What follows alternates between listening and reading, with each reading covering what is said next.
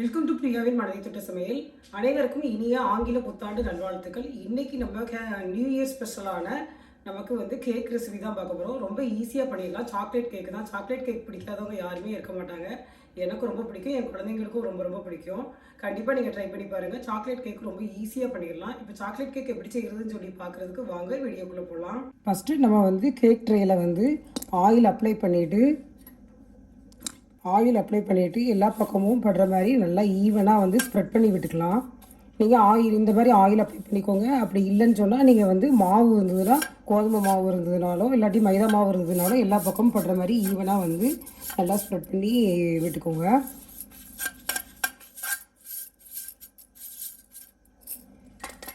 Butter sheet இருந்தால் butter sheet போட்டுக்கலாம்.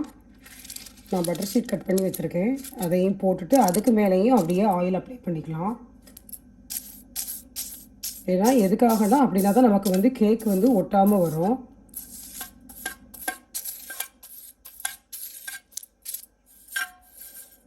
இட்லி பாத்திரத்தில் தான் உங்களுக்கு நான் இப்போ கேக் செஞ்சு காட்ட போகிறேன். நான் ஒரு லேயருக்கு வந்து உப்பு போட்டு நல்லா வந்து இந்த மாதிரி மிக்ஸ் பண்ணி விட்டுக்கோங்க. இந்த உப்பை வந்து அடிக்கடி வந்து நம்ம யூஸ் பண்ணிக்கலாம். நான் நிறைய தடவை கேக் செஞ்சுருக்கேன், அதனால தான் இந்த மாதிரி பிளாக்காக இருக்குது.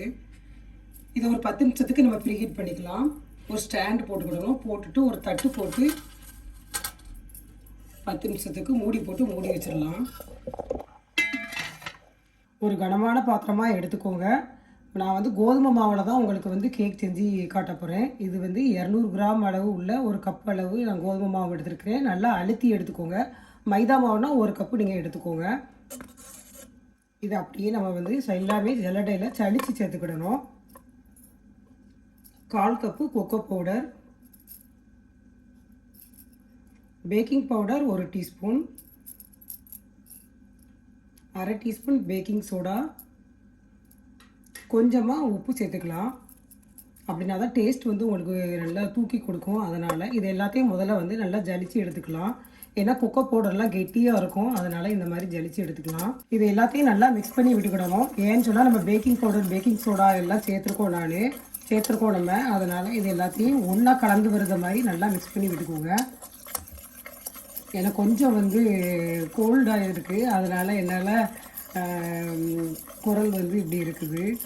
இல்லைன்னா நான் வந்து ஒரு 2 நாளைக்கு முன்னாடியே நியூ இயருக்கு வந்து கேக் செய்யணும் அப்படின்னு சொல்லி நினச்சிக்கிட்டு இருந்தேன். இந்த மாதிரி எல்லா பக்கமும் நல்லா மாவு அப்புறம் பேக்கிங் பவுடர் பேக்கிங் சோடா இதெல்லாம் வந்து சேர்த்துருக்கிறது, கொக்கோ பவுடர் எல்லாம் சேர்த்துருக்கிறது ஒன்றா கலந்து வர்ற மாதிரி நல்லா மிக்ஸ் ஆகி வரணும். இந்த மாதிரி நல்லா மிக்ஸ் பண்ணிக்கோங்க. இப்போ நம்ம வந்து நான் 3/4 கப்பு ப்ரௌன் சுகர் எடுத்திருக்கேன். நீங்கள் வேணால் ஒயிட் சுகர் கூட சேர்த்துக்கோங்க. இது கொஞ்சம் நான் வந்து மிக்சியில் வந்து பவுட்ரு பண்ணி எடுத்துகிட்டு வந்திருக்கிறேன். பால் 3/4 கப்பு சேர்த்துக்கலாம். இது வந்து சூடு பண்ணி ஆற வச்ச பால், 1/2 கப்பு தயிர், 1/4 கப்பு ஆயில்.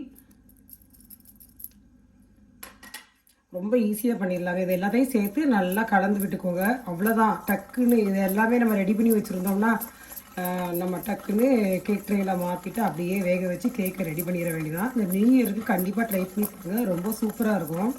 இது கொஞ்சம் தண்ணியாக தான் இருக்கும். நல்லா கலந்து மிக்ஸ் பண்ணி விட்டுக்கோங்க. ஒரு மூடி வெண்ணிலா எசன்ஸ் சேர்த்துக்கலாம்.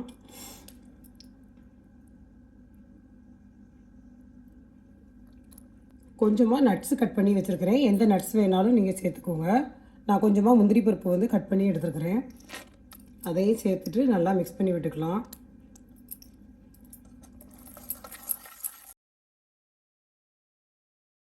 அவ்வளோதான், பார்த்தீங்களா, டக்குன்னு நம்ம ரெடி பண்ணியாச்சு. அவ்வளோதான், நம்ம 10 நிமிஷம் ப்ரீ ஹீட் ஆகிடுச்சு. அங்கேயும் நம்ம வச்சுருந்த இட்லி பாத்திரம் அது ப்ரீ ஹீட் ஆகிறதுக்குள்ளே மாவும் ரெடி ஆகிடுச்சு. பார்த்தீங்களா, இவ்வளோ சூப்பராக பண்ணிடலாம். எல்லாம் கலந்து விட்டாச்சு. இன்னும் கேக் ட்ரேயில் மாற்றிட வேண்டியதான். இப்போ நம்ம ரெடி பண்ணி வச்சுக்கிற கேக் மாவை அப்படியே ட்ரேயில் மாற்றிட வேண்டியதான்.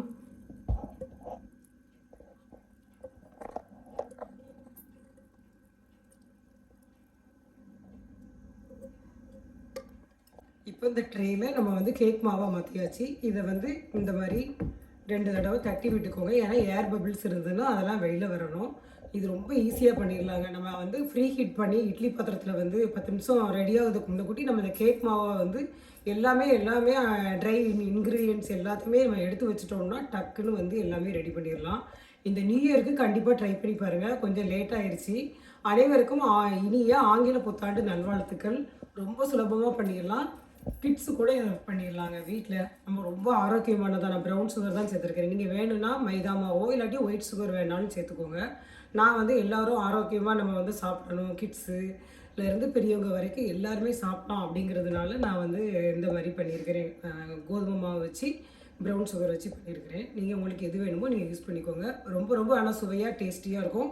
அதே மாதிரி இனிப்பு வந்து உங்களுக்கு 1 கப்பு வேணாலும் சேர்த்துக்கோங்க. எனக்கு 3/4 கப்பு வந்து சுகர் வந்து ரொம்ப வந்து கரெக்டாக இருக்குது.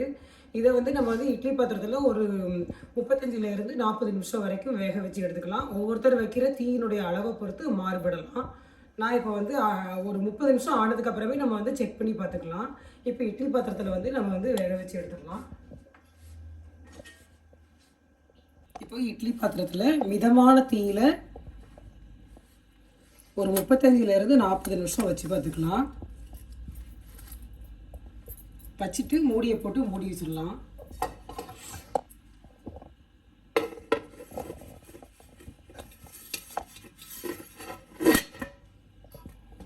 மிதமான தீயில வச்சுக்கோங்க. வச்சுட்டு ஒரு 30 நிமிஷம் ஆனதுக்கப்புறமா ஒரு தடவை நீங்கள் வந்து ஒரு ஸ்டிக்கு விட்டு பாருங்கள் வெந்துருச்சான்னு சொல்லிட்டு. அதுக்கப்புறமா வேகலைன்னு சொன்னால் கூட ஒரு 5 நிமிஷமாக வச்சு எடுத்துக்கலாம். இப்போ நம்ம செக் பண்ணி பார்க்கலாம். நான் ஒரு 35 நிமிஷம் வச்சேன். ஒரு தடவை செக் பண்ணி பார்த்தேன். ஆனால் கேக் வந்து கொஞ்சம் வேகலை. அதனால் ஒரு 40 நிமிஷம் வச்சுருக்கேன். நீங்கள் டைம் செக் பண்ணி பார்த்துட்டு நீங்கள் இடையில வந்து ஒரு 35 நிமிஷம் இல்லாட்டி 30 நிமிஷம் ஆகும்போது செக் பண்ணி பார்த்துக்கோங்க. வேகலைன்னா கூட கொஞ்சம் நேரம் வச்சு எடுத்துக்கோங்க. இப்போ கேக் வந்து வெந்துருச்சு. நம்ம செக் பண்ணி பார்க்கலாம். இப்போ பார்த்தீங்கன்னா ஒட்டவே இல்லை. இப்போ ஸ்டவ்வை ஆஃப் பண்ணிடலாம். நான் ஆறுனதுக்கப்புறமா உங்களுக்கு எடுத்து காட்டுறேன் நான். இப்போ கேக் ரெடி ஆயிடுச்சு. இப்போ நம்ம வந்து இதில் இருந்து எடுத்துடலாம்.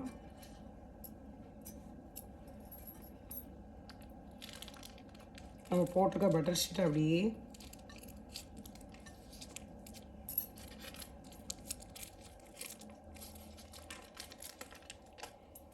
நல்லா சூடாக இருக்குது.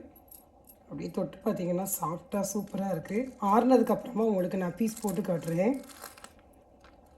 குழந்தைங்களுக்காக நான் கொஞ்சம் வந்து சாக்லேட் வந்து டார்க் சாக்லேட் வந்து கொஞ்சமாக தூவி வச்சுருக்கேன் நான். அதாவது நம்ம வந்து கேரட் தூவுற இதில் வந்து கொஞ்சமாக நான் தூவி எடுத்துருக்குறேன்.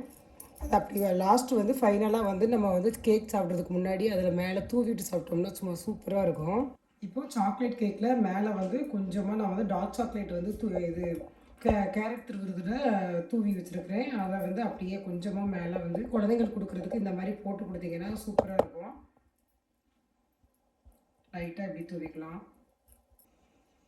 இப்போ சாக்லேட் கேக் சூப்பராக வந்து இருக்குது. அவ்வளோ சாஃப்டாக சூப்பராக இருக்குது. நம்ம சேர்த்த இன்க்ரீடியன்ட்ஸ் எல்லாமே ரொம்ப கரெக்டாக அழகாக இருக்குது. இப்போ நான் டேஸ்ட் பண்ணி காட்டுறேன்.